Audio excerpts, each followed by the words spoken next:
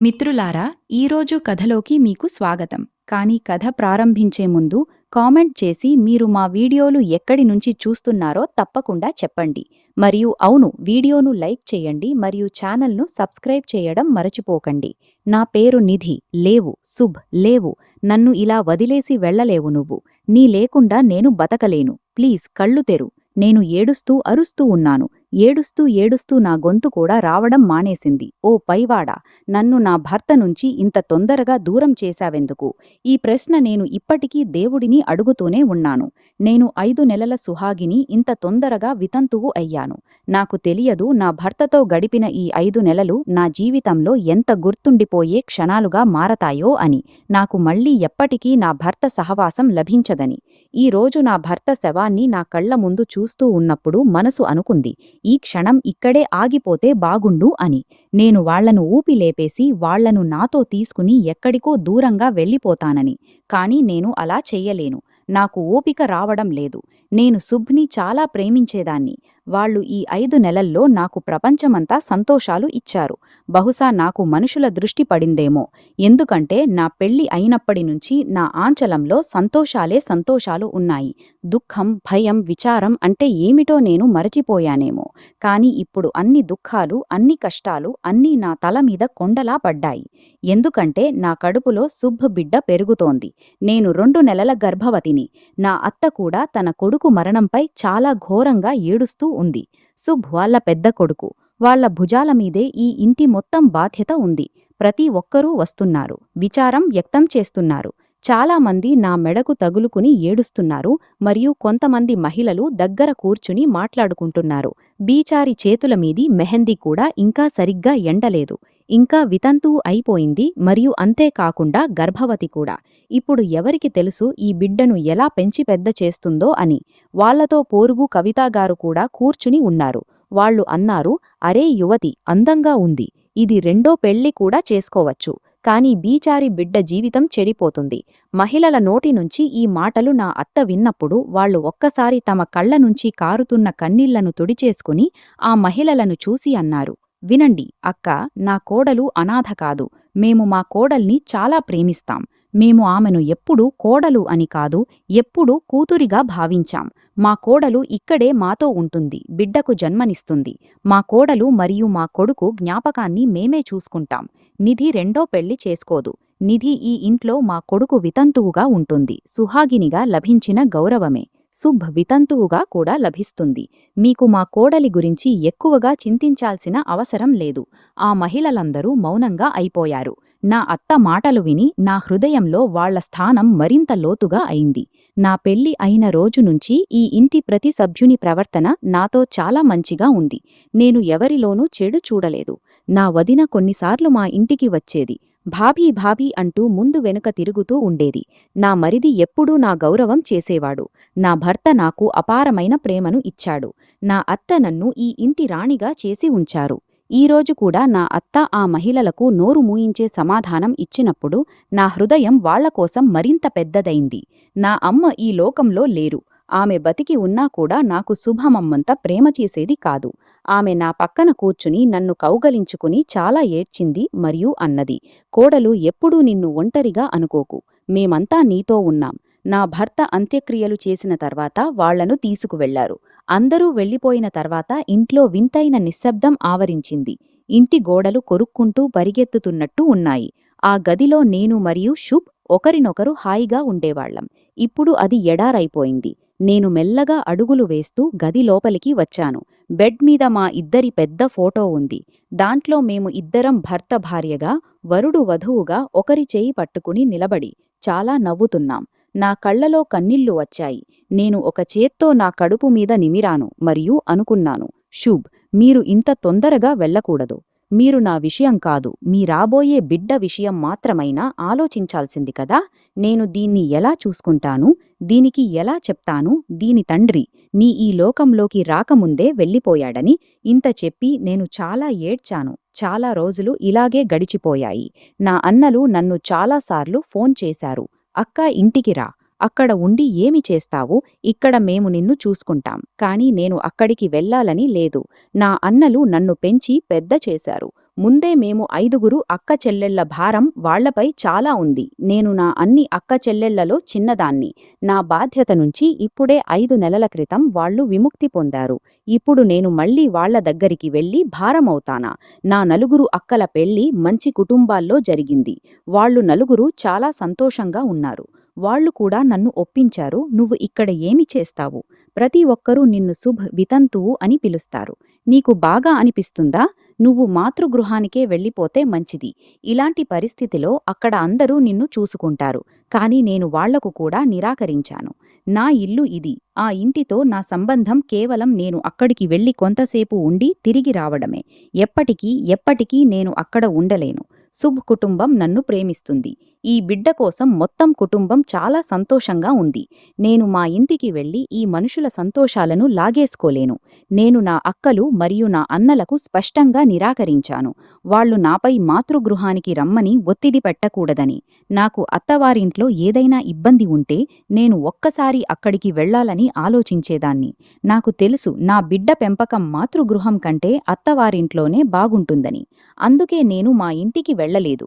తర్వాత వాళ్లు కూడా నాతో ఏమీ చెప్పడం మానేశారు. అందరూ తమ జీవితాల్లో బిజీ అయిపోయారు. నా ప్రతిరోజు నా భర్తను గుర్తు చేసుకుంటూ గడిచిపోతుంది. ఈ ఇంట్లో మునుపు ఉన్న సంతోషాలు ఇప్పుడు లేవు.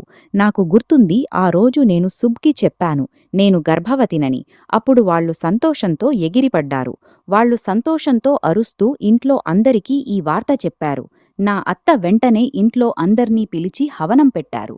అప్పటినుంచే వాళ్లు నన్ను మరింత ఎక్కువగా చూసుకోవడం మొదలుపెట్టారు. నేను పెళ్లి చేసుకుని ఈ ఇంటికి వచ్చినప్పుడు నా అత్త అన్నారు, నువ్వు మా కూతురివి, మేము కూతుళ్లతో పని చేయించుకోం. వాళ్లే స్వయంగా ఇంటి పనులన్నీ చేసేవాళ్లు. నా పెళ్లికి 1 నెల అయింది. అప్పటినుంచే వాళ్లు నన్ను అడగడం మొదలుపెట్టారు, కోడలు, మాకు శుభవార్త ఎప్పుడు చెప్తావు? నేను కాస్త ఆశ్చర్యపోయాను. ఇంకా పెళ్లికి కేవలం 1 నెలే అయింది మరియు అమ్మగారు నేను గుడ్ న్యూస్ చెప్పాలని కోరుకుంటున్నారు. నాకు అనిపించింది, నా అత్త ఎంత మంచి మనిషో అంతగా వాళ్లు నాకు చెప్తారని. ముందు నీ పెళ్లి జీవితాన్ని ఆనందించు. ఎందుకంటే పిల్లలు పుట్టాక ఒక తల్లి తన జీవితాన్ని ఆనందించలేకపోతుంది. కానీ తర్వాత నాకు శుభ్ చెప్పాడు, మా ఇంట్లో చిన్నపిల్లలు లేరు. ఇంట్లో అందరికీ చిన్నపిల్లలపై చాలా ఇష్టముంది. అందుకే అందరూ ఎదురు చూస్తున్నారు నువ్వు ఎప్పుడు గుడ్ న్యూస్ ఇస్తావని. అప్పటినుంచే నేను కూడా పైవాడిని ప్రార్థించడం మొదలుపెట్టాను. ఆయన నా ఒడిని చాలా తొందరగా నింపాలని, ఈ ఇంటి ఆవరణలో చిన్నారి ఆడుకోవాలని, ఇంటి అందరి సంతోషాలు రెట్టింపు కావాలని. నా గర్భం వార్త విని ఇంటి వాతావరణమే మారిపోయింది. నా అత్త ముందు కూడా నాతో ఏ పని చేయించుకోలేదు. మరియు గర్భం నిలిచిన తర్వాత వాళ్లు నన్ను నేలమీద అడుగు కూడా పెట్టనివ్వలేదు. అందుకే నా జీవితానికి ఎవరో దృష్టి పడింది. ఆ రోజు కూడా చాలా ప్రమాదకరంగా ఉంది. శుభ్ ఉదయం సంతోషంగా ఆఫీసు నుంచి బయలుదేరాడు. ఆ రోజు వేడి చాలా ఎక్కువగా ఉంది. చాలా రోజుల నుంచి వాళ్లకు బలహీనత ఉండేది.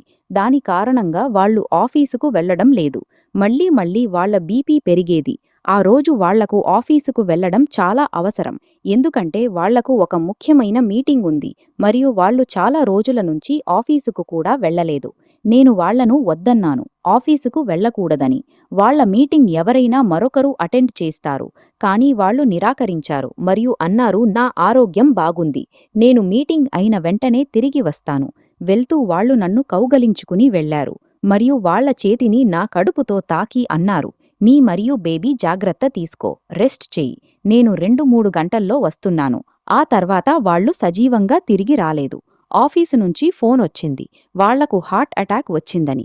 ఇంటి నుంచి నా మరిది రాహుల్ తొందరగా ఆసుపత్రికి వెళ్లాడు మరియు తర్వాత 2 గంటల తర్వాత తిరిగి వచ్చినప్పుడు తన అన్న శవాన్ని అంబులెన్స్లో తీసుకువచ్చాడు. అప్పటినుంచే నా జీవితం యొక్క కాంతి అంతరించిపోవడం మొదలైంది. నా అత్త ఇప్పటికీ అలాగే ఉన్నారు. మరిది ఇప్పటికీ నన్ను చాలా గౌరవిస్తాడు మరియు వదిన ప్రతి వారం ఇంటికి వచ్చి నన్ను చూసుకుంటుంది. ఏదైనా తక్కువ ఉంటే కేవలం నా భర్తదే. వాళ్లు నాతో లేరు. నా అత్త నాకు తమ చేతులతో పండ్లు కోసి ఇచ్చేవాళ్లు. అనేవాళ్లు, కోడలు ఇది తిను, నీకోసం కాదు, సూప్ కోసం మరియు బిడ్డ కోసం తిను. ఈ పండ్లు నీకు శక్తినిస్తాయి. మగర్ నాకు ఏమీ బాగా అనిపించడం లేదు. నేను రోజంతా నా గదిలో విశ్రాంతి తీసుకుంటూ ఉండేదాన్ని. నాకు ఏది కావాలంటే నా అత్త నాకు గదిలోనే తెచ్చి ఇచ్చేవాళ్లు మరియు కేవలం ఇలా అనేవాళ్లు, నువ్వు విశ్రాంతి తీసుకో, నీ తినడం తాగడం జాగ్రత్త తీసుకో, నా కొడుకు జ్ఞాపకానికి ఏమీ కాకూడదు. నా మరిది స్వయంగా నన్ను ప్రతివారం బైక్ మీద కూర్చోబెట్టి ఆసుపత్రికి తీసుకువెళ్లేవాడు. అక్కడ డాక్టర్ నా చెకప్ చేసేది. నా గర్భంలో ఎలాంటి సమస్య లేదు. అన్నీ బాగానే ఉన్నాయి. కాని సాయంత్రం సమయంలో నేను నిద్రపోయి లేచినప్పుడు నేను చూశాను, నా గదిలో తాగే నీళ్లు లేవు. అప్పుడు నేను జగ్ తీసుకుని నీళ్లు తీసుకోవడానికి కిచెన్ వైపు వెళ్తున్నాను. అప్పుడు అకస్మాత్తుగా నా అత్తగది నుంచి ఏదో మాటల స్వరం వినిపించింది. నేను ఆగి ఆ మాటలు వినడానికి ప్రయత్నించాను. అమ్మగారు అంటున్నారు, చాలు కొడుకు. రాహుల్ ఒక్కసారి నిధి డెలివరీ అయిపోతే ఆ తర్వాత డబ్బుల కొరత ఉండదు. నా మాట అయిపోయింది. తర్వాత రాహుల్ మెల్లని స్వరం వినిపించింది. అమ్మ, మీరు ష్యూర్ కదా?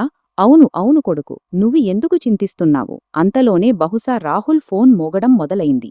వాళ్ళిద్దరి స్వరం రావడం ఆగిపోయింది. అనిపించింది రాహుల్ మొబైల్ తీసుకుని గది నుంచి బయటికి వస్తున్నట్టు. నేను తొందరగా కిచెన్ వైపు వెళ్లాను. వాళ్లకు నేను తలుపు దగ్గర నిలబడి వాళ్ల మాటలు వింటున్నట్టు అనిపించకూడదని. నాకు అనిపించింది బహుశా శుభ్ వెళ్లిన తర్వాత ఇంట్లో చాలా ఆర్థిక సమస్యలు వచ్చి ఉండవచ్చు. దీని కారణంగా వాళ్ళిద్దరూ తల్లి కొడుకులు బాధపడుతున్నారు. మరియు నా డెలివరీ గురించి కూడా నా అత్త చాలా ఆందోళనగా ఉన్నారు.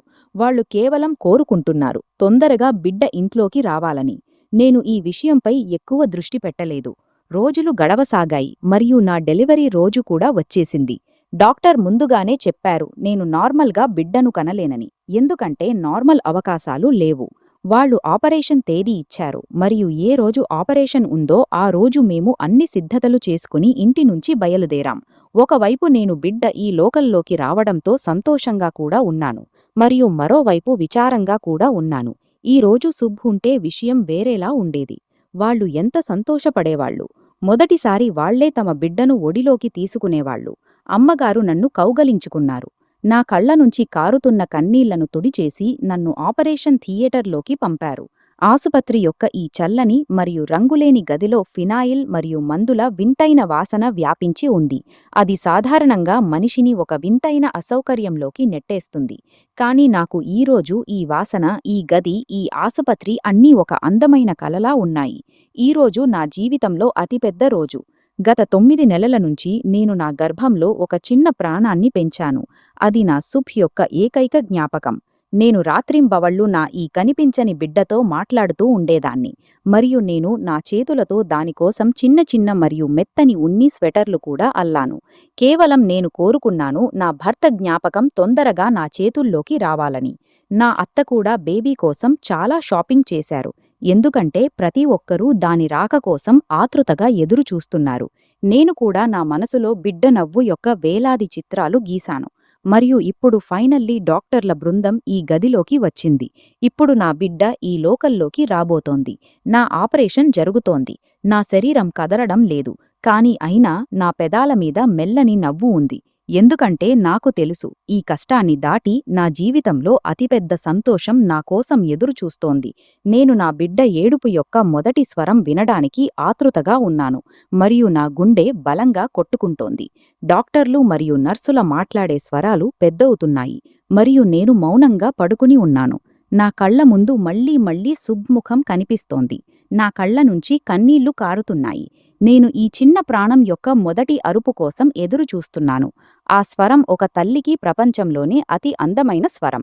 కాని అక్కడ కేవలం యంత్రాల బీప్ మరియు నర్స్ మౌనం మాత్రమే కనిపిస్తోంది. నేను నా బరువెక్కుతున్న కనురెప్పలను చాలా కష్టపడి తెరిచాను మరియు ఎదురుగా నిలబడి ఉన్న నర్స్ వైపు చూశాను. ఆమె ముఖం పూర్తిగా సీరియస్గా ఉంది. ఆమె నా వైపు చూడకుండా ఒక తెల్లని గుడ్డలో ఏదో చుట్టి డాక్టర్ వైపు చూసింది. నేను నా బలహీనమైన మరియు వణుకుతున్న స్వరంతో నా బిడ్డ గురించి నర్స్ని అడిగాను. అప్పుడు నర్స్ మెల్లగా నా వైపు తిరిగింది. ఆమె కళ్లలో ఎలాంటి సానుభూతి లేదు మరియు ఆమె నాకు చెప్పింది, మేడం, మీ బిడ్డ చనిపోయి పుట్టింది మరియు దాని ఊపిరి ఆడడం లేదు. ఇవి మాటలు కావు, కాని కరిగిన అద్దం నా చెవుల్లో పోశారు. ఆ మాటలు నా మెదడుతో ఢీకొని నా ఉనికిని ముక్కలు ముక్కలు చేశాయి. నాకు అనిపించింది సమయం ఆగిపోయినట్టు, గది గోడలు నాపై పడుతున్నట్టు, మరియు ఎవరో నా ఛాతీలో చేయి పెట్టి నా కొట్టుకుంటున్న గుండెను బయటికి తీసేశారు. నా గొంతు నుంచి ఒక బాధాకరమైన అరుపు వచ్చింది. అది ఆపరేషన్ థియేటర్ గోడను కదిలించింది. ఎందుకంటే ఆ అరుపు ఒక తల్లిది. ఆమె ప్రపంచం ఏర్పడకముందే నాశనమైంది. డాక్టర్ ఇంకా నా కుట్లు వేస్తున్నారు. నా బీపీ పెరగసాగింది. డాక్టర్ అన్నారు, ఓదార్చుకోండి. అది కేవలం ఒక బిడ్డ మాత్రమే కాదు. నాకు శుభ్ యొక్క చివరి జ్ఞాపకం. నేను పిచ్చివాళ్లలా నన్ను నేను కదిలించడానికి ప్రయత్నిస్తున్నాను, కానీ నా శరీరం తిమ్మిరి కారణంగా నేను కదలలేకపోతున్నాను. నేను వాళ్లందరికీ చెప్పడానికి ప్రయత్నిస్తున్నాను, అలా కాదని, నా బిడ్డ బతికుంది. నేను దాన్ని అనుభవించాను. అది నిన్న రాత్రి కూడా నాతో మాట్లాడుతోంది. నేను వాళ్లపై అబద్ధం చెప్పారని నిందించాను మరియు నా బిడ్డను కోరాను, కానీ నా మమత రక్తపు కన్నీళ్లు ఏడుస్తోంది. మరియు ప్రకృతి తీర్పు మారదు, లేదా కనీసం నాకు అలా చెప్పారు. ఆపరేషన్ పూర్తయిన తర్వాత నన్ను రూమ్కి తరలించారు. నా శరీరం ఇంకా నిస్సహాయంగా ఉంది. నా కళ్ల నుంచి కన్నీళ్లు ఆగే పేరే లేదు. మెల్లగా ఆపరేషన్ మత్తు తగ్గసాగింది మరియు నొప్పి తెలిసింది. నా శరీరం నొప్పితో విరిగిపోతోంది. నేను తలుపు వైపు తదేకంగా చూస్తున్నాను. ఎప్పుడు ఎవరైనా లోపలికి వస్తారో, నా అత్త ఎప్పుడు వస్తారో మరియు నన్ను కౌగలించుకుని ఓదారుస్తారో. నేను నా అత్త భుజం మీద నా తల పెట్టి నా గుండె భారాన్ని తేలిక చేసుకోవాలనుకున్నాను. కొంతసేపు తర్వాత తలుపు తెరిచింది మరియు అమ్మగారు లోపలికి ప్రవేశించారు. అప్పుడు నా ఉబ్బిన కళ్లలో ఒక ఆశకిరణం మొలిచింది. నేను నా వణుకుతున్న చేతులు అమ్మగారివైపు చాచాను మరియు పెద్దగా ఏడుస్తూ వాళ్లకు చెప్పాను, శుభ్ బిడ్డ ఈ లోకంలో లేదు. అమ్మగారు, మా కుటుంబ దీపం లేదు. మా అన్ని సంతోషాలు దోచుకుపోయాయి. కాని నా అత్త నన్ను కౌగలించుకోలేదు. వాళ్లు కేవలం నా మంచం దగ్గరికి వచ్చి కుర్చీలో కూర్చున్నారు మరియు నేను కన్నీళ్లతో నా అత్త ముఖం వైపు చూశాను. అక్కడ ఏదో ఉంది, అది నన్ను ఒక్క క్షణం ఆశ్చర్యంలో ముంచింది. వాళ్లు ముందు బిడ్డ పుట్టడం కోసం ఎంత ఆతృతగా ఉన్నారో ఇప్పుడు బిడ్డ చనిపోయిన వార్తతో అస్సలు విచారంగా కనిపించడం లేదు.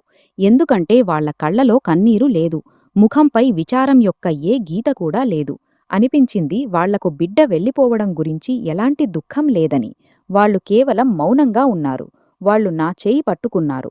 వాళ్ల అనుభవంలో ఎలాంటి ఓదార్పు లేదు. వాళ్లు చాలా సాధారణంగా నాతో అన్నారు, పైవాడి ఇష్టమే ఇది, నిధి ఏడవడం ఆపు మరియు ఓదార్చుకో, నువ్వు తొందరగా బాగుపడాలని, మరియు మేము ఈ ఆసుపత్రి నుంచి డిశ్చార్జ్ అయి ఇంటికి వెళ్దాం. నేను వాళ్లను చూసి ఆశ్చర్యపోతున్నాను. వాళ్లు నన్ను ఓదారుస్తున్నారు, కాని తాము చాలా రిలాక్స్గా కనిపిస్తున్నారు. నా కళ్లలో కన్నీళ్లు ఒక్క క్షణం కూడా గడ్డకట్టినట్టు అయ్యాయి. నాకు అర్థం కాలేదు. అమ్మగారు నిన్నటి వరకు బిడ్డ కోసం ఎన్ని కలలు కన్నారో, ఈరోజు ఎంత బలంగా మరియు స్వార్థపరంగా ఎలా అయ్యారు. నేను నా సాధుత్వం మరియు అమాయకత్వంలో ఇలా అనుకున్నాను, బహుశా వాళ్లు నా ముందు ఏడవకూడదనుకుంటున్నారు. అందుకే వాళ్లు ఏడిస్తే నేను మరింత బలహీనపడతాను. బహుశా వాళ్లు లోపల నుంచి విరిగిపోయారు, ఎందుకంటే ముందు వాళ్లు తమ కొడుకును కోల్పోయారు మరియు ఇప్పుడు తమ కొడుకు సంతానాన్ని కూడా కోల్పోయారు. అందుకే వాళ్లు నన్ను ఓదార్చడానికి బలంగా ఉన్నట్టు నటిస్తున్నారు. కాని అయినా నా అత్త మరియు మరిదికి ఆసుపత్రి నుంచి తొందరగా పారిపోవాలనే ఆతృత ఉంది. ఎందుకో నా గుండెలో వింతైన అనుమానం మొదలైంది. ఆ రాత్రి ఒంటరిగా నా కన్నీళ్లు మింగుకుంటూ ఉన్నాను.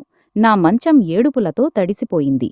కాని నా అత్త సుఖంగా సోఫా మీద నిద్రపోతూ ఉన్నారు, ఏమీ జరగనట్టు. మరుసటి రోజు ఆసుపత్రి వాతావరణం రోజువారీలా ఉంది. కాని నాకు ప్రపంచంలోని ప్రతి వస్తువు అర్ధరహితమైపోయింది. 3 రోజులు ఇలాగే గడిచిపోయాయి. డాక్టర్ నన్ను డిశ్చార్జ్ చేశారు. నేను భారమైన అడుగులు మరియు ఖాళీ ఒడితో ఆసుపత్రి నుంచి డిశ్చార్జ్ కావడానికి సిద్ధమవుతున్నాను. మరియు నా చేతులు ఆ భారాన్ని మోయడానికి తహతహలాడుతున్నాయి. అది నా ఉనికి భాగం. నేను నా బ్యాగ్లో ఆ చిన్న బట్టలు మరియు బూట్లు తిరిగి పెట్టాను. అప్పుడు నా గుండె చాలా బాధపడుతోంది. రాహుల్ డిశ్చార్జ్తో పాటు బిల్ క్లియర్ చేయడం నిపంతో గది నుంచి బయటికి వెళ్ళిపోయాడు మరియు నాకు అనిపించింది, నా ఆరోగ్యం ఇంకా చాలా చెడ్డగా ఉంది. నేను నర్స్ నుంచి నీళ్లు అడగాలని మెల్లగా నడుస్తూ గది నుంచి బయటికి కారిడార్లోకి వచ్చాను. అప్పుడు ఆ కారిడార్ పొడవుగా ఉంది మరియు అక్కడ నిశ్శబ్దం. నేను గోడ ఆసరాతో ముందుకు వెళ్లాను. అప్పుడు అకస్మాత్తుగా నా అడుగులు అక్కడే ఆగిపోయాయి, ఎందుకంటే కారిడార్ మరోవైపు ఎక్కడినుంచి రాతతో దారి వెళ్తుందో, ఎక్కడినుంచి లిఫ్ట్ దారి వెళ్తుందో అక్కడ రాహుల్ నిలబడి ఉన్నాడు మరియు అతనితో అమ్మగారు మరియు అదే నర్స్ నిలబడి ఉన్నారు. ఆమె నాకు బిడ్డ మరణ వార్త చెప్పింది. నేను ఏదో చెప్పడానికి ముందుకు వెళ్తూనే ఉన్నాను. అప్పుడు రాహుల్ తన జాకెట్లో పలి జేబు నుంచి ఒక మందమైన ఎన్వలప్ తీసి నర్సు చేతిలో పెట్టడం నేను చూశాను. నా కళ్ళు ఆశ్చర్యంతో విశాలమయ్యాయి, ఎందుకంటే అంత దూరం నుంచి కూడా ఆ ఎన్వలప్ డబ్బులతో నిండి ఉందని నేను అంచనా వేయగలిగాను. నర్సు ఎన్వలప్ను చేతిలో పట్టుకుంది. దాని బరువును అనుభవించి తర్వాత ఆమె ముఖంపై ఒక అలాంటి జిద్దు నిండిన నవ్వు ఉదయించింది. అది నా ఉనికిలో భయపు ఒక అలను పరుగెత్తించింది. మమ్మీజీ నవ్వుతూ నర్సును చూసి సుఖంగా తల ఊపింది. తర్వాత ఆ ముగ్గురూ లోపలికి మరోవైపు తిరిగారు. నా మొత్తం మెదడు ఈ పరిస్థితిని అర్థం చేసుకోలేకపోయింది. నేను ఆలోచించసాగాను. ఆసుపత్రి బిల్లు చెల్లించాల్సి ఉంటే అది కౌంటర్పై ఇవ్వబడుతుంది. అది కూడా స్లిప్తో. ఈ రాహుల్ నర్సుకు ఇలా దాచి అంత డబ్బులు ఎందుకు ఇచ్చాడు? ఆ నర్సు ముఖంపై ఆ నవ్వు ఎలా ఉంది? పరుసోనైతే ఆమె ఎంత సానుభూతి నాటకం వేస్తూ ఉండేది. నా మెదడులో ప్రశ్నల తుఫాను లేచింది. ఎందుకంటే ఒక స్త్రీ సిక్స్ సెన్స్ ఎప్పుడూ తప్పు కాదు. నా సిక్స్ సెన్స్ అప్పుడు ప్రమాద గంటలు మోగిస్తూ ఉంది. నా గుండెలో గూఢచర్య ఉద్దేశం ఏమీ లేదు. నేను కేవలం నా అత్తగారు మరియు బావమరిది నాకు ఏమి దాస్తున్నారో తెలుసుకోవాలని ఉంది. ఏదైనా భారీ బిల్లు ఉందా అని వీళ్లు చెప్పి నన్ను ఇబ్బంది పెట్టకూడదని అనుకుంటున్నారా?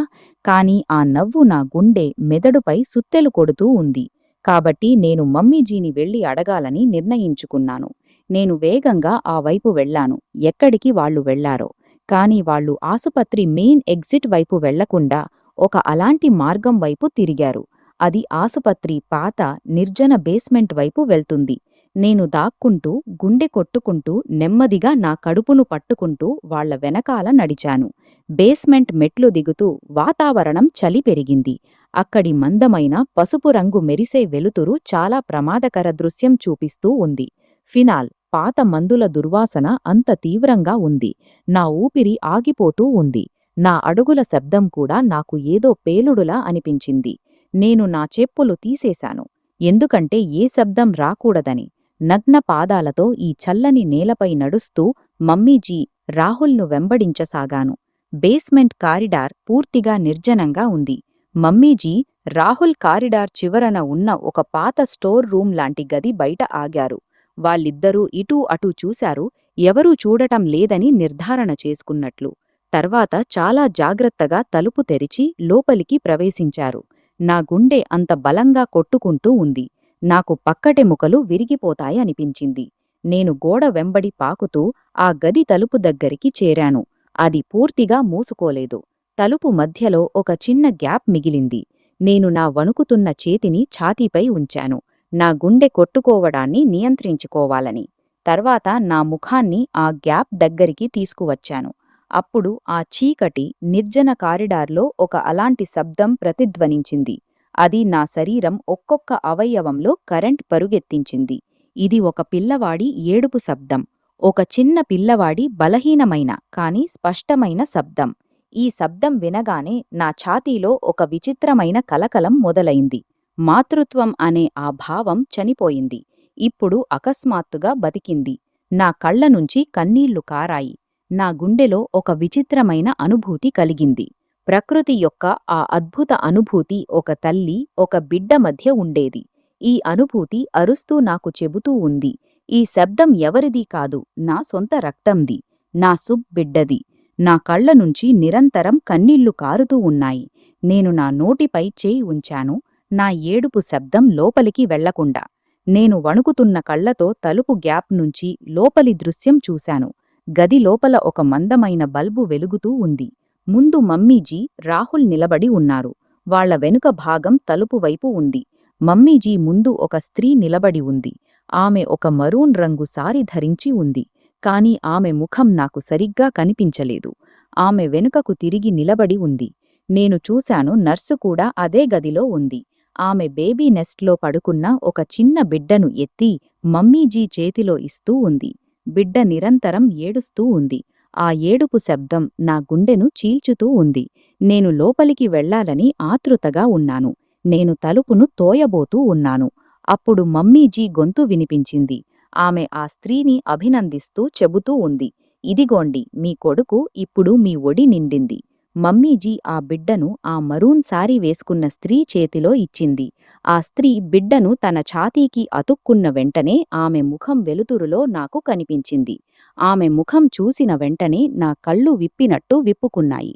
నా పాదాల కింద నేలపోలేదు. నాకు అనిపించింది, నా మొత్తం జీవితం నాశనమైపోయిందని.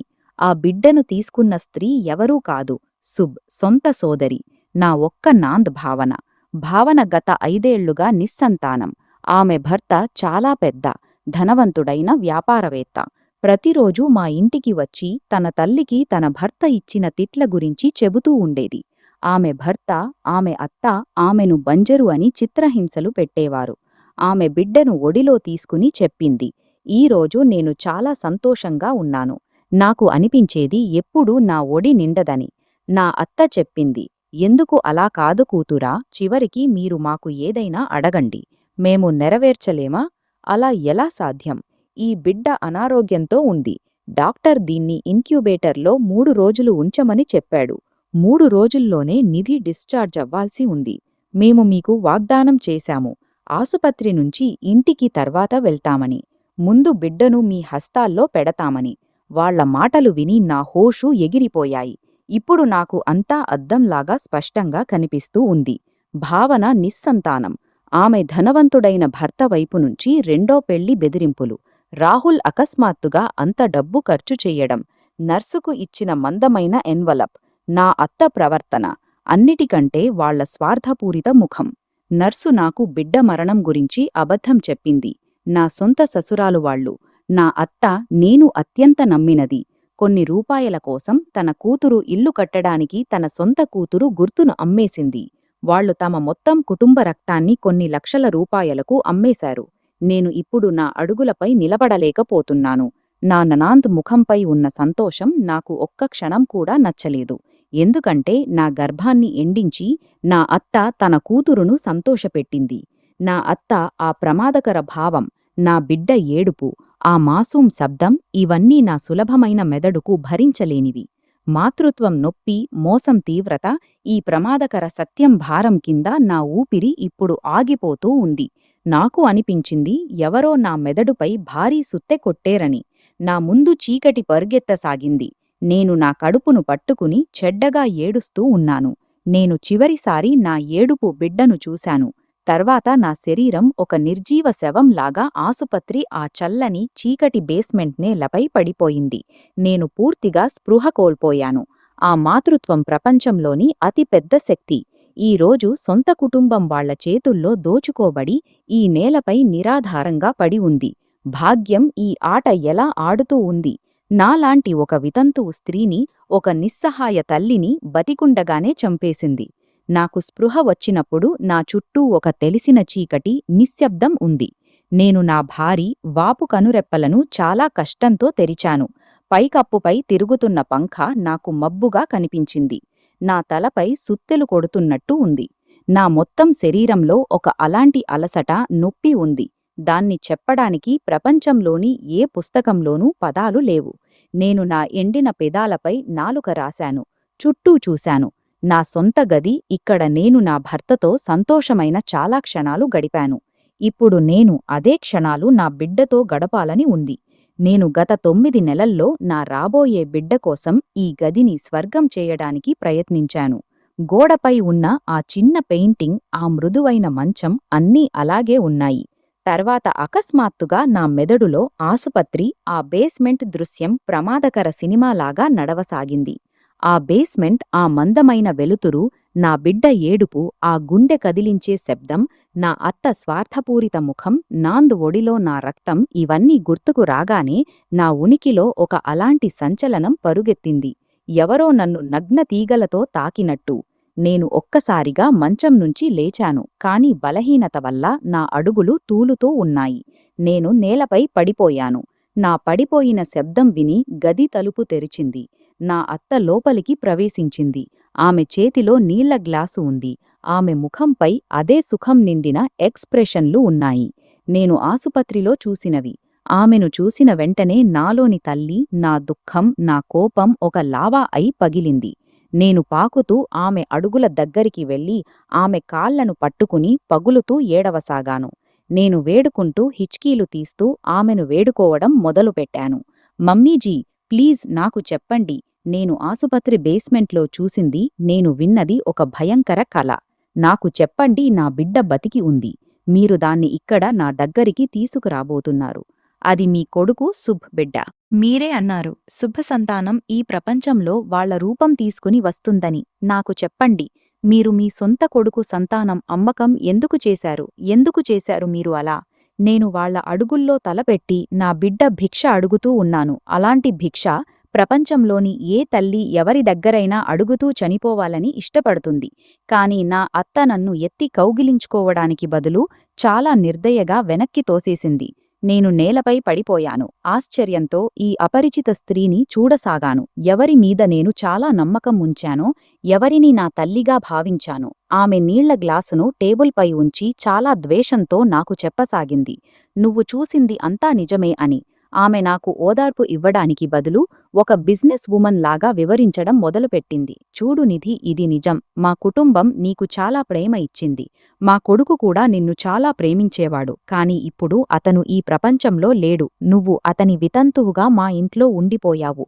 మేము అనుకున్నాం కాలం ముందుకు కూడా ఇలాగే సాగిపోతుందని. కాని మా ఇంటి పెద్ద కొడుకు సంపాదించేవాడు ఈ ప్రపంచం నుంచి వెళ్ళిపోయాడు. నీకు తెలుసు, ఇంటి మొత్తం ఖర్చు అతనే చేసేవాడు. అతని ఉద్యోగం నుంచి ప్రతి ఒక్కరి సంతోషాలు నెరవేరేవి. అతను స్వయంగా వెళ్ళిపోయాడు. కాని నీ రాబోయే బిడ్డ బాధ్యత మాకు అప్పగించి వెళ్ళాడు.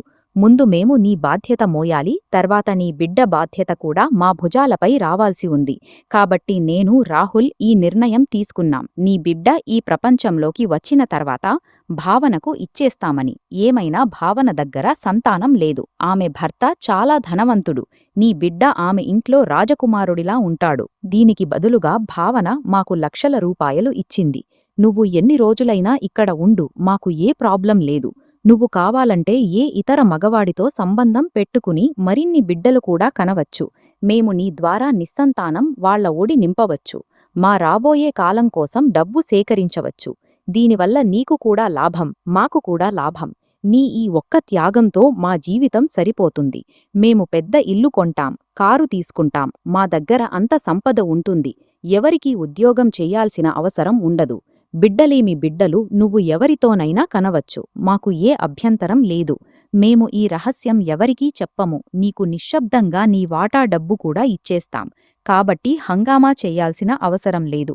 ఈ వాస్తవాన్ని అంగీకరించు. తెలివితేటలకు నిదర్శనం చూపు. మమ్మీజీ ఈ మాటలు విని నా కాలేజం నోటికి రాసాగింది. నాకు ఈ స్త్రీపై ద్వేషం అనిపించసాగింది. ఇది అలాంటి స్త్రీ అయి కూడా, తల్లి అయి కూడా అంత చవకబారు మాట చెప్పింది. నా మనసు చేస్తూ ఉంది వీళ్ల నోరు చించెయ్యాలని. నేను ఎవర్ని నా తల్లి సమానంగా భావించానో ఆమె తల్లి అనిపించుకునే అర్హత కూడా లేనిది. వీళ్ళు నా ఆత్మను మలినం చేశారు. నేను అరిచి వాళ్లను అడిగాను, మీరు నా గర్భం, నా మాతృత్వం, నా రక్తం విలువ కొన్ని లక్షలు పెట్టారు. ఈరోజు శుభ బతికి ఉంటే అప్పుడు కూడా మీరు అలానే చేసేవారా? అతను మిమ్మల్ని మీ ఈ చవకబారు పనికి ఎప్పుడూ క్షమించేవాడు కాదు. మీరు మీ కూతురు ఇల్లు కట్టడానికి నా ప్రపంచం ఎలా నాశనం చేశారు? నేను పిచ్చివాళ్లలా లేచి తలుపు వైపు పరిగెత్తాను. నా కడుపుపై ఇంకా కుట్లు ఉన్నాయి. కాని అయినా నాలోని ఎంత ధైర్యముందో నేను అక్కడి నుంచి పారిపోతూ ఉన్నాను. నేను వాళ్లకు చెప్పాను, నేను ఇప్పుడు భావన దీదీ ఇంటికి వెళ్తానని. నేను మొత్తం ప్రపంచం ముందు అరుస్తూ నా బిడ్డను అడుగుతాను. నేను పోలీసులను పిలుస్తాను. మిమ్మల్ని అందర్నీ జైలుకు పంపిస్తాను. కాని నేను తలుపు దగ్గరికి చేరకముందే నా అత్త నా జుట్టును పట్టుకుని నన్ను బలంగా మంచంపై కొట్టింది. ఆమె కళ్లలో ఒక క్రూరత్వం ఉంది. ఆమె నామీద వంగి చాలా కోపం, బెదిరింపు నిండిన భావంతో చెప్పింది, నువ్వు పిచ్చిది అయిపోయావు, బిడ్డ మరణ షాక్లో మెదడు పోయిందని. ఆమె చెప్పింది నేను ఇంటి నుంచి బయట అడుగుపెట్టాలని లేదా ఎవరికైనా ఏమైనా చెప్పాలని ప్రయత్నిస్తే ఆమె నన్ను పిచ్చివాళ్ల ఆసుపత్రికి పంపిస్తుంది. ప్రపంచంలోని ఏ శక్తి నాలాంటి పిచ్చి స్త్రీ మాటలపై నమ్మకం ఉంచదని. ఆమె చెప్పింది ఆసుపత్రి మొత్తం రికార్డు, నర్సు, డాక్టర్ ప్రతి ఒక్కరూ డబ్బులతో కొనుగోలు చేయబడ్డారు. ఇప్పుడు ఆ బిడ్డ చట్టపరంగా భావనది అని. అంత చెప్పి ఆమె గది నుంచి బయటికి వెళ్ళిపోయింది. నేను లేచి తలుపు వైపు పరిగెత్తకముందే ఆమె బయటనుంచి తాళం వేసింది. నేను తలుపును బలంగా కొట్టడం మొదలుపెట్టాను. నేను అరిచి మొహల్లా వాళ్లను సహాయం కోసం పిలిచాను. కాని నా గది మందమైన గోడలు, మూసిన కిటికీలు నా ప్రతి శబ్దాన్ని అణచివేశాయి. నేను తలుపుతో అతుక్కుని అక్కడే నేలపై కూర్చున్నాను. నా కాళ్లలో తీవ్రమైన నొప్పి లేచింది. నా కళ్లనుంచి కారే కన్నీళ్లు నా బట్టలను తడిపేశాయి. నేను ఒక ఖైదీని అయిపోయాను. సొంత ఇంట్లో, ఆ ఇంట్లో ఎక్కడ నన్ను ఎప్పుడూ ప్రేమించేవారో, ఈరోజు అవే నా శత్రువులు. నాకు తెలియదు నాకు ఈ రోజు చూడాల్సి వస్తుందని. తెలిసి ఉంటే నేను ఎప్పుడూ ఇక్కడ ఈ వాళ్ల మధ్య ఉండేది కాదు. బహుశా నా బిడ్డ కూడా నా చేతినుంచి పోయేది కాదు. నా శరీరం ఒక్కొక్క భాగం నొప్పితో అరుస్తూ ఉంది. ఆపరేషన్ నొప్పి ఇంకా నా ఉనికిలో మిగిలి ఉంది. దానిపై నా ససురాలు వాళ్ల ఈ మోసం నేను అందరినీ భరించలేకపోతున్నాను. కాలం గడుస్తూ ఉంది. గదిలో చీకటి పరుగెత్తసాగింది. నేను నా భర్త ఫోటోను నా చేతుల్లో తీసుకుని ఏడుస్తూ ఉన్నాను. అతనితో ఫిర్యాదు చేస్తూ ఉన్నాను. చూడండి, మీ ఇంటివాళ్లు మీ సొంత బిడ్డతో ఏమి చేశారో. నేను కొడుకును కన్నాను. ఈ విషయం నాకు నా అత్త చెప్పింది. కాని ఇంతవరకు నేను అతన్ని చూడలేదు. తప్పక అతను తన తండ్రిలాగే ఉంటాడు. ఇలా ఆలోచిస్తూ నేను పిచ్చిది అయిపోతున్నాను. నేను నేలపై పడి తడుముతూ ఉన్నాను. నా జుట్టు చించుకుంటూ, నా ముఖంపై గుద్దులు కొడుతూ ఉన్నాను. బహుశా ఈ శారీరక బాధ నా గుండె బాధను తగ్గించవచ్చు. కాని మాతృత్వం నొప్పి ప్రపంచంలోని ప్రతి నొప్పి కంటే పెద్దది. రాత్రి చీకటి పూర్తిగా కమ్ముకున్నప్పుడు, నా అరుపులు సీసకీలుగా మారినప్పుడు నాకు అనిపించింది, ఈ మూసిన గది, ఈ ప్రమాదకర ప్రపంచంలో నాకు ఎవరూ సహాయం చేసేవాడు లేడని. ఎవరిని నేను నా వాళ్లుగా భావించానో వాళ్లే క్రూరులు అయ్యారు. నేను పైన ఉన్నవాడిని ప్రార్థిస్తూ ఉన్నాను. ఎందుకంటే దేవుడిని ప్రార్థించడం తప్ప నా దగ్గర మరో మార్గం లేదు. నా కుట్లు నొప్పితో చీలిపోతున్నాయి. అనిపించింది నా ప్రాణం పోతుందని. ఉదయం నుంచి నాకు తినడానికి తాగడానికి ఏమీ ఇవ్వలేదు. నా అత్త చెప్పింది, నేను వాళ్ల ఆఫర్ను అంగీకరిస్తేనే అప్పుడే నాకు ఈ ఇంట్లో మునుపటిలాంటి జీవితం లభిస్తుంది. లేకపోతే వాళ్లు నన్ను ఇలాగే తడిపి తడిపి చంపేస్తారు. ఓ దేవుడా, నీవు నాకు సహాయం చెయ్యి. నీవు చూస్తున్నావు ఈ వాళ్లు నాతో ఏమి చేస్తున్నారో. ఈ వాళ్లకు శిక్ష ఇవ్వు. ఈ దుఃఖం నాకు నా వాళ్లు ఇచ్చింది. ఈ వాళ్లను నీవు ఎప్పుడూ క్షమించకు. నాకు ఏ సంపద, ఏ మహల్, ఏ సంతోషం అవసరం లేదు. నాకు కేవలం నా జీవితపు ఆ ముక్క తిరిగి ఇవ్వు. నాకు దొంగిలించబడినది. నేను ఏడుస్తూ ప్రార్థిస్తూ ఉన్నాను. పైన ఉన్నవాడిని అడుగుతూ ఉన్నాను. న్యాయం కేవలం శక్తివంతులు, ధనవంతులకే జరుగుతుందా అని. నాలాంటి వితంతువు, నిస్సహాయ స్త్రీ ఫిర్యాదు వినేవాడు ఎవరూ లేరా? నేను అంతగా ఏడుస్తున్నాను. నా గొంతు కూర్చిపోయింది. నా మెదడులో కేవలం నా బిడ్డ ఆ మాసూం ముఖం, అతని ఏడుపు, ఆ బలహీనమైన శబ్దం ప్రతిధ్వనిస్తూ ఉంది. నేను ఆసుపత్రి బేస్మెంట్లో విన్నది. నా మాతృత్వం నాకు మళ్లీ మళ్లీ అనుభూతి కలిగిస్తూ ఉంది. నా బిడ్డ కూడా నా కోసం ఇలాగే తడుముతూ ఉంటాడని, నేను అతని కోసం తడుముతున్నట్టు. అతని ఆకలి, అతని దాహం, అతని ఆతృత అన్నీ నా ఉనికిలో ఒక సంచలనం కలిగిస్తూ ఉన్నాయి. నేను పైన ఉన్నవాడికి వాగ్దానం చేశాను, నాకు నా బిడ్డ దొరికే వరకు నేను ఆకలితో, దాహంతో ఉంటానని. నా ప్రాణం పోయినా పర్వాలేదు. నేను ఇలాగే నా కడుపును పట్టుకుని నేలపై కూర్చుని ఏడుస్తూ ఉన్నాను. దేవుడిని ప్రార్థిస్తూ ఉన్నాను. అర్ధరాత్రి సమయం అయిపోయింది. ఇంట్లో నిశ్శబ్దం ఉంది. నా అత్త, బావమరిది తమ తమ గదుల్లో సుఖంగా నిద్రపోతున్నారు. ఈ విషయం తెలియకుండా వాళ్లు ఎవరి ప్రపంచం నాశనం చేశారో, ఆమె ఏ బాధలో ఉందో. అకస్మాత్తుగా నాకు గది కిటికీపై ఒక తేలికపాటి శబ్దం వినిపించింది. ఈ కిటికీ ఇంటి వెనుక భాగంలో తెరుచుకుంటుంది. అక్కడ ఒక చిన్న సందు ఉంది. శబ్దం అంత తేలికగా ఉంది. బహుశా గదిలో పూర్తిగా నిశ్శబ్దం ఉండకపోతే నాకు వినిపించేది కాదు. నేను ఆశ్చర్యపడి కిటికీ వైపు చూశాను. ముందు నేను చాలా భయపడ్డాను. బహుశా ఎవరైనా దొంగ లేదా దుర్మార్గుడు అని. కాని తర్వాత కిటికీ గాజుపై ఎవరో మరోసారి తేలికగా తట్టారు. నేను లేవడానికి ప్రయత్నించాను, కానీ నా కాళ్లలో అంత శక్తి లేదు. నేను చాలా కష్టంతో గోడ ఆసరా తీసుకుంటూ కిటికీ దగ్గరికి చేరాను. నేను కిటికీ తెరిచాను. సందు చీకటిలో నాకు నల్లని దుపట్టా కప్పుకున్న ఏదో ఉనికి కనిపించింది. ఆమె కిటికీ గాజు దగ్గరికి తన ముఖం తీసుకువచ్చింది. ఒక తెలిసిన శబ్దం నా చెవుల్లో పడింది. ఎవరో నా పేరు పిలుస్తున్నారు. ఆమె నన్ను నిధి మేడం అని పిలుస్తూ ఉంది. నేను తొందరగా కిటికీ లాక్ తెరిచాను. గాజును కొంచెం వెనక్కి జరిపాను. బయట నిలబడి ఉన్న స్త్రీ ముఖంపై పడుతున్న చంద్రుని మందమైన వెలుతురు నన్ను ఆశ్చర్య సముద్రంలో ముంచేసింది. ఆమె ఎవరూ కాదు, ఆసుపత్రి ఆ నర్సే. రాహుల్ నుంచి డబ్బులతో నిండిన ఎన్వలప్ తీసుకున్నది. నా బిడ్డ చనిపోయాడని చెప్పినది. ఆమెను చూసిన వెంటనే నాలోని కోపం ఒక లావా అయి ఉడకసాగింది. నేను ఆమెకు శాపం ఇవ్వాలని నిర్ణయించుకున్నాను. నేను నా నోరు తెరిచిన వెంటనే ఆమె తొందరగా తన 2 చేతులు జోడించుకుని ఏడుస్తూ నన్ను వేడుకోసాగింది. మేడం, ప్లీజ్ మీరు శబ్దం చెయ్యకండి. లేకపోతే మీ ఇంటివాళ్లు మేల్కొంటారు. ఆమె కళ్లలో కన్నీళ్లు ఉన్నాయి. ఆమె ముఖం సిగ్గుతో వంగి ఉంది. ఆమె సీసకీలు పెడుతూ నాకు చెప్పసాగింది. మేడం, నేను డబ్బు దురాశతో చాలా పెద్ద పాపం చేశాను. నా తల్లి ఆసుపత్రిలో జీవితం మరణం మధ్య ఊగిసలాడుతూ ఉంది. ఆమె ఆపరేషన్ కోసం నాకు డబ్బు తీవ్రంగా అవసరం. మీ అత్త నాకు అలా చెయ్యమని భారీ మొత్తం ఆఫర్ ఇచ్చింది. కాబట్టి నేను మీ ఒడిని నాశనం చేశాను. నన్ను క్షమించండి. నా తప్పు. నేను అంగీకరిస్తున్నాను. నేను ఒక బతికి ఉన్న తల్లిని ఆమె సంతానం నుంచి దూరం చేసిన పాపం చేశాను. దానికి దేవుడు కూడా నన్ను క్షమించడు. ఆమె ఏడుస్తూ చెప్పింది, నేను ఆ డబ్బుతో నా తల్లి చికిత్స మొదలుపెట్టాను.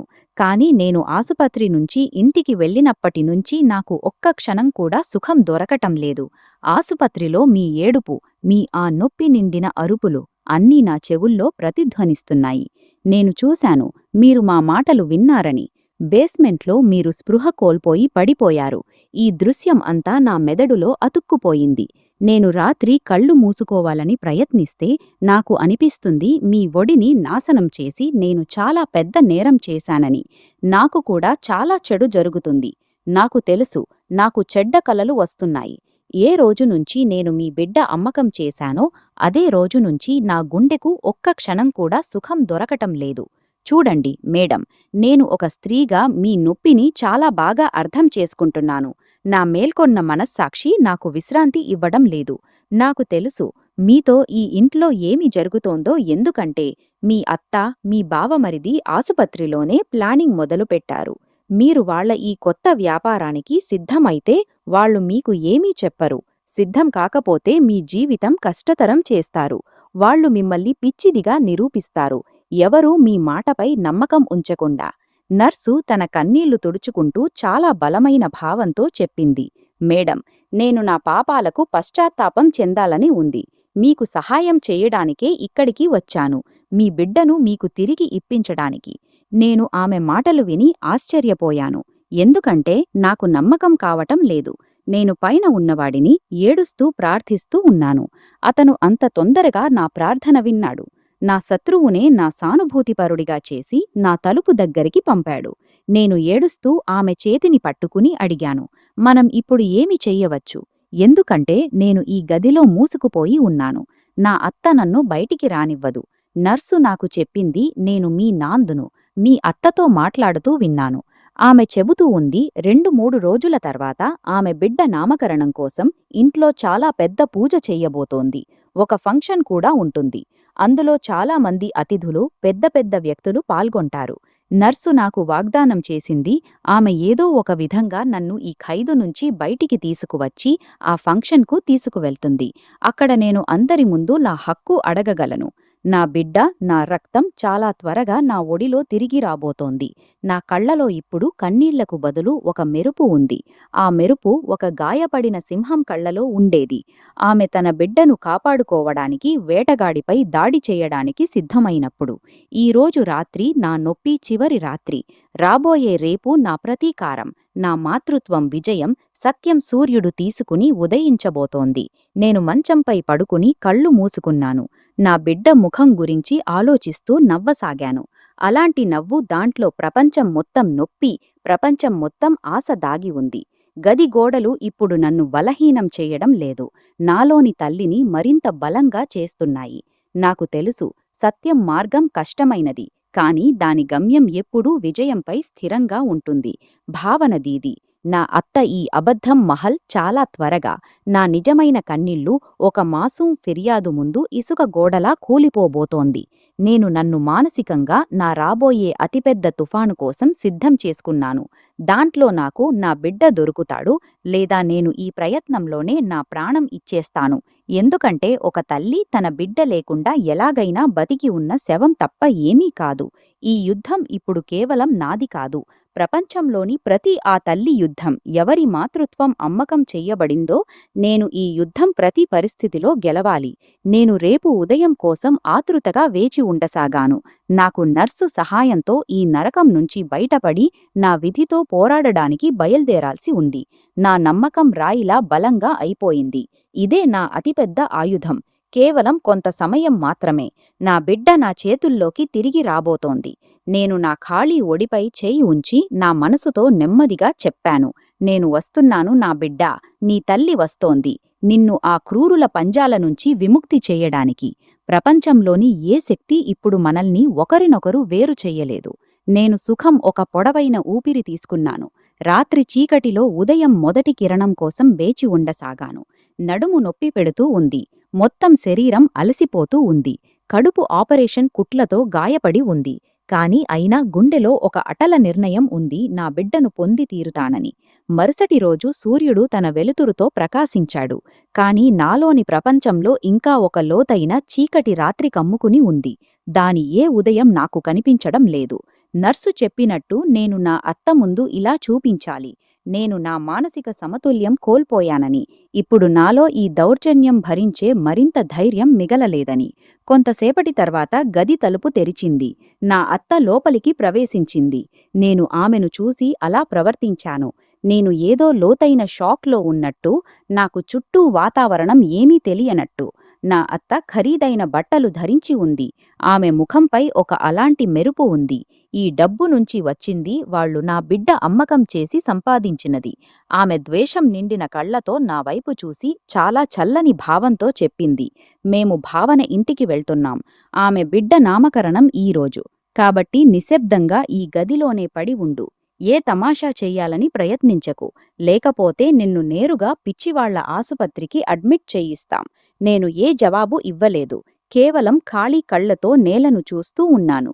నా ఈ నటనతో ఆమెకు నమ్మకం కలిగింది. నా ధైర్యం అయిపోయింది. నేను నిజంగా పిచ్చి దశలో ఉన్నానని. ఆమె సుఖంగా నవ్వి గది నుంచి బయటికి వెళ్లి తలుపును బయటనుంచి తాళం వేసింది. ఆమె అడుగుల శబ్దం దూరమవుతూ ఉండగా నాలోని ఆ చనిపోయిన తల్లి ఒక్కసారిగా బతికి మేల్కొంది. నేను తొందరగా నా చెదిరిన జుట్టును సరిచేసుకున్నాను. నా బట్టలు సరిచేసుకున్నాను. కిటికీ దగ్గరికి వెళ్లి ఆతృతగా నర్సు కోసం వేచి ఉండసాగాను. నా గుండె అంత బలంగా కొట్టుకుంటూ ఉంది. నాకు నా ఛాతీ చీలిపోతున్నట్టు అనిపించింది. ఎందుకంటే ఈ రోజు నా జీవితంలోని అతిపెద్ద నిర్ణయాత్మక రోజు. నాకు తెలుసు, ఈ రోజు నేను నా బిడ్డను సంపాదించడంలో విఫలమైతే బహుశా నేను ఈ దుఃఖంతో ఒక్క క్షణం కూడా బతకలేను. కాలం గడిచే అనుభూతి నాకు ఒక్కొక్క సెకను, ఒక్కొక్క సంవత్సరంలాగా అనిపిస్తూ ఉంది. నా కళ్ళు కిటికీ నుంచి బయటై ఈ నిర్జన సందుపై నిలిచి ఉన్నాయి. ప్రస్తుతం ఆ క్షణం వచ్చేసింది. నేను నర్సును వేగంగా సందుమూల నుంచి తిరిగి నా కిటికీ వైపు వస్తూ చూశాను. ఆమె ముఖంపై ఒక విచిత్రమైన భయం, అసౌకర్యం ఉంది. కాని ఆమె కళ్లలో అలాంటి కాన్ఫిడెన్స్ ఉంది. అది నాకు ధైర్యం ఇచ్చింది. ఆమె తొందరగా కిటికీ లాక్ను బయట నుంచి ఏదో వస్తువుతో తెరిచి నాకు సంజ్ఞ చేసింది, నేను తొందరగా బయటికి రావాలని. కాని నా కడుపులో చాలా తీవ్రమైన నొప్పి ఉంది. నేను ఈ నొప్పిని పట్టించుకోలేదు. ఆపరేషన్ ప్రభావం లేకుండా నా మాతృత్వం శక్తి చూపించాను. ఎందుకంటే మాతృత్వం శక్తి ప్రపంచంలోని ప్రతి బలహీనతపై భారీగా ఉంటుంది. నేను కిటికీ ఫ్రేంపై చెయ్యి ఉంచి నా మొత్తం శక్తి పెట్టి ఆ ఇరుకైన కిటికీ నుంచి బయటికి వచ్చాను. నేను ఆలోచించకుండా దూకాను. నా ఆపరేషన్ ఇంకా తాజాగా ఉందని. నేను అంతా పైన ఉన్నవాడి మీద వదిలేశాను. నర్సు నన్ను పట్టుకుంది. నా పాదాలు నేలపై పడిన వెంటనే నా ఉనికిలో ఒక తీవ్రమైన నొప్పి అల పరుగెత్తింది. కాని నేను నా పెదాలను గట్టిగా మూసుకున్నాను, నా నోటి నుంచి ఏ శబ్దం రాకుండా. నర్సు రిక్షావాడిని కొంత దూరంలోనే ఆపింది. మేమిద్దరం నడుస్తూ ఈ పెద్ద ఇనుప గేట్ దగ్గరికి చేరాం. అక్కడ అతిథుల పొడవైన లైన్. వాళ్ల ఖరీదైన కార్లు నిలబడి ఉన్నాయి. ఇల్లు పెళ్లికూతురిలా అలంకరించబడింది. ప్రతిచోటా రంగురంగుల లైట్లు మెరుస్తున్నాయి. ఖరీదైన పూల సువాసన గాలిలో వ్యాపించి ఉంది. పెద్ద పెద్ద స్పీకర్లపై సంతోష గీతాలు వాయిస్తున్నాయి. నామకరణ పూజ పూర్తయింది. ఈ మొత్తం ఫంక్షన్, ఈ మొత్తం వైభవం, ఈ మొత్తం అలంకరణ ఆ బిడ్డ కోసం ఎవరూ నాది. వాళ్లు నా బిడ్డకు పేరు పెట్టారు. కాని దాని అసలు తల్లి నేను. నేను నిర్ణయించుకున్నాను, నేను అతనికి ఏ పేరు పెట్టాలో. నా శరీరంలో అసాధ్యమైన నొప్పి ఉంది. నాకు నడవడం కూడా కావటం లేదు. కాని అయినా నేను ధైర్యం వదలలేదు. నర్సు ఆసుపత్రి వైపు నుంచి పంపిన టీం భాగం బిడ్డ సంరక్షణ కోసం పిలవబడినది. కాబట్టి గార్డు ఆమెను గుర్తించాడు. ఆమె నన్ను తన సహాయకురాలిగా పరిచయం చేసింది. మేమిద్దరం వెనుక తలుపు గుండా ఈ పెద్ద ఇంటి లోపలికి ప్రవేశించాం. లోపలి దృశ్యం చూసి నా కళ్ళు మెరిశాయి. ఒక చాలా పెద్ద హాల్ ఉంది. అది నగరం ధనవంతులు, బిజినెస్మెన్ వ్యక్తులతో నిండి ఉంది.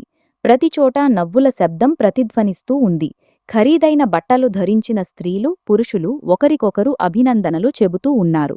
హాల్ మధ్యలో సరిగ్గా మధ్యలో ఒక చాలా పెద్ద వైభవమైన స్టేజ్ నిర్మించబడింది. ఆ స్టేజ్ పై నానాంద్, ఆమె భర్త ఖరీదైన బట్టలు, విలువైన నగలు ధరించి కూర్చుని ఉన్నారు. వాళ్ళ ఒడిలో నా బిడ్డ ఉన్నాడు. నానాంద్, ఆమె భర్త ఒక చాలా పెద్ద బిజినెస్ మెన్. ఛాతీ విశాలం చేసుకుని అతిథుల అభినందనలు స్వీకరిస్తూ ఉన్నాడు. నా అత్త, బావమరిది సరిగ్గా వాళ్ల దగ్గర నిలబడి నమ్మకమైన కుక్కల్లా వాళ్ల ప్రతి మాటకు తల ఊపుతూ ఉన్నారు. నేను నా బిడ్డను చూసిన వెంటనే నా అడుగులు అక్కడే నిలిచిపోయాయి. నా కళ్లనుంచి కన్నీళ్ల కొత్త, ఆగని వర్షం కురవసాగింది. నా చెవుల్లో ప్రజల నవ్వుల శబ్దం వినిపిస్తూ ఉంది. నాకు కేవలం నా బిడ్డ ఏడుపు, ఆ బలహీనమైన శబ్దం వినిపిస్తూ ఉంది. ఇది ఈ సందడిలో ఎక్కడో అణచివేయబడింది. నా బిడ్డ భావన ఒడిలో నిరంతరం ఏడుస్తూ అసౌకర్యంతో చేతులు కాళ్ళు కదుపుతూ ఉన్నాడు. భావన అతన్ని నిశ్శబ్దం చెయ్యడానికి బదులు ప్రజల వైపు చూస్తూ నటన నవ్వులు చిందిస్తూ ఉంది. మాతృత్వం నొప్పి తన హద్దు చేరుకుంటే అది ప్రపంచంలోని ప్రతి గౌరవం, ప్రతి సంబంధం, ప్రతి మర్యాదను తుడిచివేస్తుంది.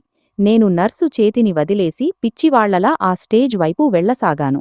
నా జుట్టు చెదిరి ఉంది. నా బట్టలు ఆసుపత్రి కిటికీ నుంచి దూకడం వల్ల మట్టితో మురికైపోయాయి. నా ముఖం కన్నీళ్లతో తడిసి ఉంది. నేను హాల్ మధ్యలో చేరిన వెంటనే నా కళ్ళు నేరుగా భావన, నా అత్తపై పడ్డాయి. నా అత్త నన్ను చూసిన వెంటనే ఆమె ముఖం రంగు మారిపోయింది. ఆమె కళ్లలో అలాంటి భయం ఉదయించింది, ఏదో భూతం చూసినట్టు. నేను ఏ పట్టింపు లేకుండా అరవడం మొదలుపెట్టాను. నేను ఏడుస్తూ పెద్ద గొంతుతో పిలవసాగాను. నా బిడ్డను నాకు తిరిగి ఇవ్వండి. ఇది నా రక్తం, ఇది నా భర్త గుర్తు, ఇది నా సుబ్ కొడుకు.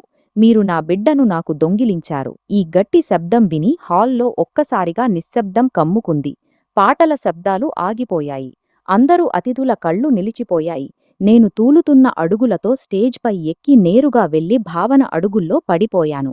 నేను ఆమె మోకాళ్లు పట్టుకుని పగులుతూ ఏడుస్తూ ఆమెను వేడుకోసాగాను. పైన ఉన్నవాడి కోసం నా బిడ్డను నాకు తిరిగి ఇవ్వండి. మీరు అంత ధనవంతులు. మీరు కావాలనుకుంటే ఏదైనా కొనవచ్చు, కాని ఒక తల్లి గర్భం కొనకండి. ముందే నా సౌభాగ్యం ఎగిరిపోయింది. ఈ ఒక్క బిడ్డే నా బతుకు కారణం. నాకు నా జీవితపు ముక్క తిరిగి ఇవ్వండి. నేను ఆమెను వేడుకున్నాను. ఆమె పాదాలు ముద్దు పెట్టుకుని చెప్పాను, ఆమె నాకు నా మాతృత్వం భిక్ష ఇవ్వాలని. భావన ముఖం కోపం, భయంతో ఎర్రబడుతూ ఉంది. ఆమె భయపడి తన భర్త వైపు చూడసాగింది. అతను ఈ మొత్తం తమాషాపై చాలా ఆశ్చర్యపోయి ఇబ్బంది పడుతూ ఉన్నాడు. మమ్మీజీ ముందుకు వచ్చి నా చెయ్యిని అంత గట్టిగా పట్టుకుంది. నా ఎముకలు చిటపటలాడసాగాయి. ఆమె అతిథుల వైపు చూస్తూ పెద్ద గొంతుతో చెప్పసాగింది, ఇది మా కోడలు. కొన్ని రోజుల క్రితం దీని చనిపోయిన బిడ్డ పుట్టాడు. దాని షాక్లో దీని మానసిక సమతుల్యం చెడిపోయింది. ఇది పిచ్చిది అయిపోయింది. ప్రతి బిడ్డను తన బిడ్డగా భావిస్తుంది. నేను దీన్ని ఇప్పుడే ఇక్కడి నుంచి తీసుకువెళ్తాను. మీరు దయచేసి ఆనందించండి. ఆమె నన్ను జంతువుల్లా లాగుతూ స్టేజ్ నుంచి కిందికి దించడానికి ప్రయత్నిస్తూ ఉంది. కాని నేను నా మొత్తం శక్తి పెట్టి ఆమె చేతిని విదిలించాను. నేను అతిథుల వైపు చూస్తూ ఏడుస్తూ చెప్పాను, నేను పిచ్చిది కాదు. ఇది నా అత్త. నేను రాహుల్ వైపు సూచిస్తూ చెప్పాను, ఇది నా బావమరిది. ఈ ఇద్దరూ కలిసి డబ్బు కోసం తమ వితంతు కోడలి బిడ్డను తమ ఈ ధనవంతురాలు కూతురు హస్తాల్లో అమ్మేశారు. మీకు నమ్మకం కాకపోతే నేను ఇప్పుడే మీకు నా కడుపు తెరిచి చూపిస్తాను. నేను నా కడుపు తెరిచి వాళ్లకు చూపించి చెప్పాను, చూడండి, ఇది తాజా ఆపరేషన్. ఇంకా నా కుట్లు కూడా కోయలేదు. 3 రోజుల క్రితం నేను ఈ బిడ్డను కన్నాను. నాకు ఆసుపత్రిలో అబద్ధం చెప్పారు, నా బిడ్డ చనిపోయాడని. కాని నేను స్వయంగా ఈ ఇద్దర్నీ ఆసుపత్రి బేస్మెంట్లో డబ్బు బదులుగా నా బిడ్డను భావనకు ఇస్తూ చూశాను. అతిథుల్లో చర్చి మొదలైంది. భావన భర్త కోపంతో ముందుకు వచ్చి నా అత్తను అడిగాడు, ఈ స్త్రీ ఏ వ్యర్థం మాట్లాడుతోంది? ఇది పిచ్చిది అయితే మీరు దీన్ని ఇక్కడికి ఎందుకు తీసుకువచ్చారు? భావన తన భర్త చేతిని పట్టుకుంది. అతనికి నమ్మకం కలిగించడానికి ప్రయత్నించింది. ఈ స్త్రీ అబద్ధం చెబుతోందని. అదే సమయంలో నా బిడ్డ భావన ఒడిలో ఉన్నాడు. అతని ఏడుపు శబ్దం అంత తీవ్రంగా గుండె చీల్చేలా అయింది. మొత్తం హాల్ ప్రతిధ్వనించసాగింది. ఆ బిడ్డ ఏ విధంగానూ నిశ్శబ్దం కావడం లేదు. అతని శబ్దం నేరుగా నా గుండెపై సుత్తెలా పడుతూ ఉంది. నాకు ఇక ఓపిక ఉండలేదు. నేను ఆకలితో ఉన్న సింహంలా ముందుకు వచ్చి భావన చేతినుంచి నా బిడ్డను తీసుకున్నాను. భావన అరిచి నన్ను వెనక్కి తోయడానికి ప్రయత్నించింది. కాని అప్పుడు నాలో అంత శక్తి వచ్చింది, ఎవరూ నన్ను ఆపలేరు. నేను నా ఏడుపు తడుముతున్న బిడ్డను నా ఛాతీకి అతుక్కున్న వెంటనే, అతని చిన్న ఉనికి నా మాతృత్వం సువాసనను అనుభవించిన వెంటనే, ఆ బిడ్డ గత చాలా గంటలుగా నిరంతరం ఏడుస్తూ ఉన్నాడు. ఒక్క సెకనులోనే పూర్తిగా నిశ్శబ్దం అయిపోయాడు. అతను తన చిన్న చిన్న వేళ్లు నా బట్టల్లో ఇరికించుకుని, తన తల నా ఛాతీపై ఉంచి సుఖం ఊపిరి తీసుకున్నాడు. హాల్లో ఉన్న ప్రతి వ్యక్తి కళ్ళు ఇది చూసి ఆశ్చర్యంతో విశాలమయ్యాయి. ఇది ప్రకృతి అద్భుతం. ఆ నిర్ణయం దాన్ని అబద్ధం చెయ్యడానికి ఏ మనిషిలోనూ శక్తి లేదు. ఒక బిడ్డ, తల్లి మధ్య ఈ నిశ్శబ్దమైన కాని చాలా బలమైన సంబంధం మొత్తం హాల్లో ఉన్న అందరి గుండెలను కదిలించింది. ఏ సాక్ష్యం, ఏ కాగితం, ఏ సాక్షి ఈ అద్భుతం కంటే పెద్దది కాదు. ఒక బిడ్డను ఎవరూ నిశ్శబ్దం చెయ్యలేకపోయారు. అతను తన సొంత తల్లి ఛాతీకి అతుక్కున్న వెంటనే లోతైన నిద్ర లోయల్లోకి వెళ్ళిపోయాడు. హాల్లో మరణంలాంటి నిశ్శబ్దం కమ్ముకుంది. కేవలం నా కన్నీళ్లు పడే, నా బిడ్డ సుఖం నిండిన ఊపిరుల శబ్దం వినిపిస్తూ ఉంది. నేను నా బిడ్డ నొసలు ముద్దు పెట్టుకుంటూ ఉన్నాను. అతని చిన్న చేతులను నా కళ్లకు అతుక్కుంటూ ఉన్నాను. నేను తల ఎత్తి ఆకాశం వైపు చూశాను. సుఖం ఊపిరి తీసుకున్నాను. పైన ఉన్నవాడు అంతమంది ముందు కూడా నా మాతృత్వం సత్యం సాక్ష్యం స్వయంగా ఇప్పించాడు. నా అత్త, బావమరిది, భావన ముఖాలపై ఇప్పుడు గాలులు వీచసాగాయి. ఆ ముగ్గురూ భయంతో వణుకుతూ ఉన్నారు. ఎందుకంటే వాళ్లకు అర్థమైంది, ఇప్పుడు వాళ్ల అబద్ధం అందరి ముందు వచ్చేసిందని. వాళ్లు మరో సాకు లేదా అబద్ధం కల్పించకముందే హాల్ వెనుక భాగం నుంచి నర్సు తీవ్రమైన స్పష్టమైన గొంతు ప్రతిధ్వనించింది.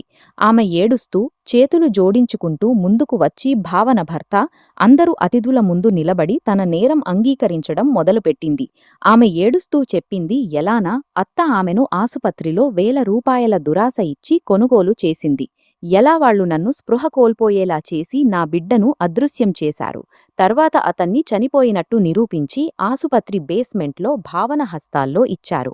నర్సు చెప్పింది ఆమె దగ్గర ఆ మొత్తం రికార్డింగ్, బ్యాంక్ రసీదు ఉన్నాయి. రాహుల్ ఆమెకు డబ్బు ట్రాన్స్ఫర్ చేసేటప్పుడు ఇచ్చినవి. ఆమె ఏడుస్తూ చెప్పింది ఆమె ఒక పేద స్త్రీ, తన అనారోగ్య తల్లి ప్రాణం కాపాడుకోవడానికి తన నీతిని అమ్మేసింది. కాని నిధి ఆ అరుపులు, నిస్సహాయ తల్లి కళ్ళు ఆమె మనస్సాక్షిని మేల్కొలిపాయి. ఆమె ఈ పాపాల భారం ఇక మోయలేకపోయింది. నర్సు సాక్ష్యం నా అత్త, బావమరిది, భావనకు మరో ఇబ్బంది సృష్టించింది.